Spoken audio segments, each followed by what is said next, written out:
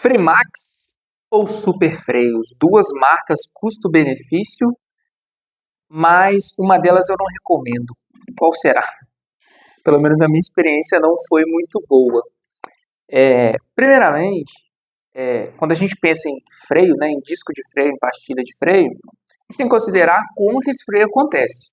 Ele acontece por magnetismo, por temperatura, por somente pressão? Pressão também, mas somente pressão não. O freio ele precisa acontecer por atrito, né? A superfície, a área de contato da pastilha em contato com o disco de freio. É isso que promove a frenagem, né? E falando primeiro aqui do hiperfreios, né? Esse aqui, ó, amarelinho e azul, hiperfreios. Vou colocar uma imagem agora para vocês de como que é o disco hiperfreios, né? Como vocês estão vendo aí na imagem, o centro dele e toda a superfície dele, eles passam num torno, né? E esse torno, ele garante a superfície reta do disco, né? Como vocês podem ver, essa parte interna, ela é toda desenhadinha e eles, quando o torno passa por toda a superfície para garantir que o disco fique bem alinhado, ele deixa sulcos, né? Pequena superfície. Basicamente fica dessa forma aqui, ó. Porque você tem o torno, né? O disco fica girando. Eu vou pegar o disco ali para mostrar melhor. Vou pegar o disco aqui, ó. Eles colocam o torno, o disco prende, né, no torno. Aí vem uma lâmina, né? E o disco está girando, né? Ele está girando assim na ferramenta e vem o torno e vem alinhando a superfície dos dois lados. E aí você pode ver que nesse caso aqui, ó, a gente está falando do hiperfreios. Eles têm um cuidado muito interessante, né? Porque o torno passa por toda a superfície dele, porém, aonde a pastilha entra em atrito, eles lixam. Eu estou aqui, ó, movimentando ele. Vocês podem ver que tem uma espécie de lixo em todos os sentidos. Que aparentemente eles colocam esse disco em alguma ferramenta, vem uma outra ferramenta aqui e lixa a superfície aonde vai entrar em contato com a pastilha. E o que isso garante? Isso garante uma maior área de contato, porque essa parte aqui, ó, vou tentar colocar perto da câmera, se vocês verem, dá para ver que essa parte aqui não foi lixada. Eu vou colocar uma foto bem ampliada para vocês verem como que é essa superfície aqui, ó, aonde o torno passa. Então, basicamente, vou colocar isso aqui.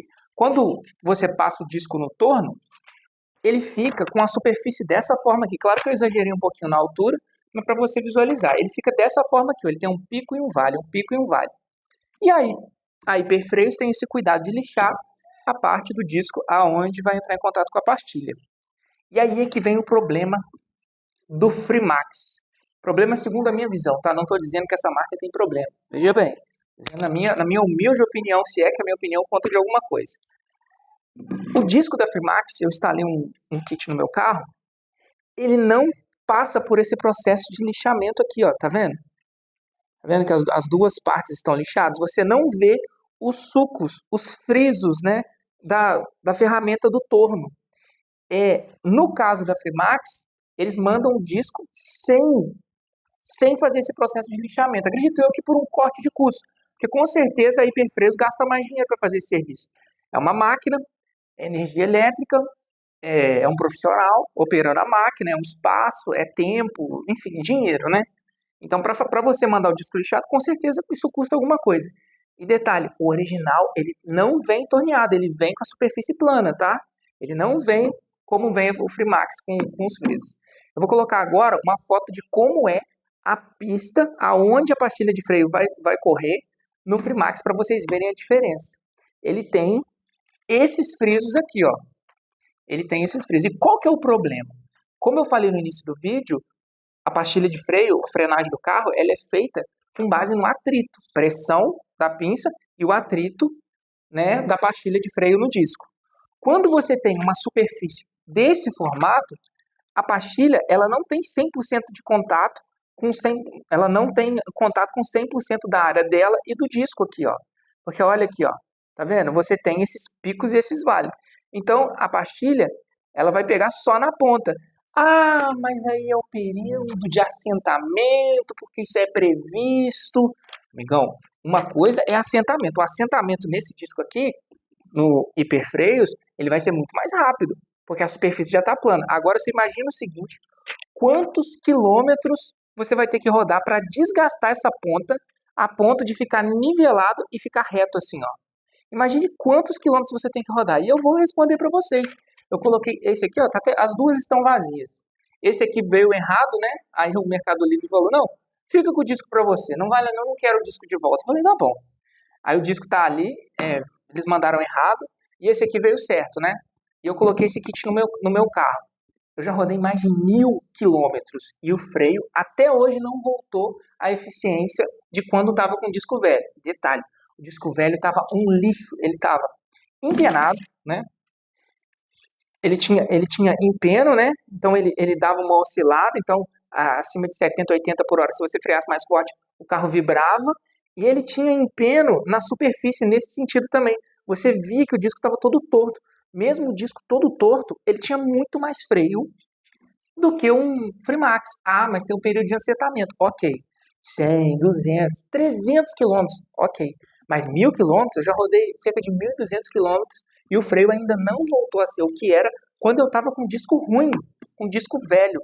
Então, ao meu ver, depois de rodar, eu falei, pô, nos primeiros 300 quilômetros eu estava correndo risco de sofrer acidente. Simplesmente o freio não funcionava. Você pisava no freio assim, o carro ia direto, sabe? Horrível, horrível. Aí foi que caiu a ficha. Eu falei, pô, mas a superfície dele era usinada, cara.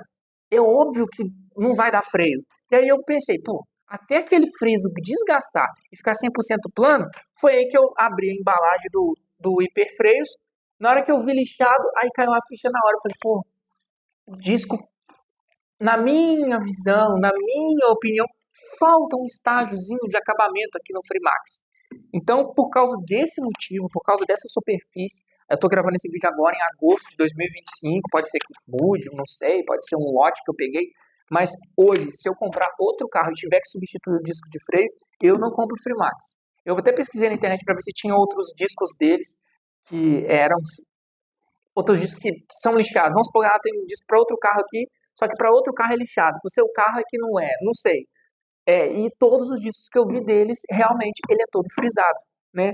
O mesmo processo, o torno vem fazendo esse acabamento, vem para a pista, faz o acabamento, e eles vendem o disco todo frisado. Eles não vendem um disco, eles não lixam, né, esse friso feito pelo torno.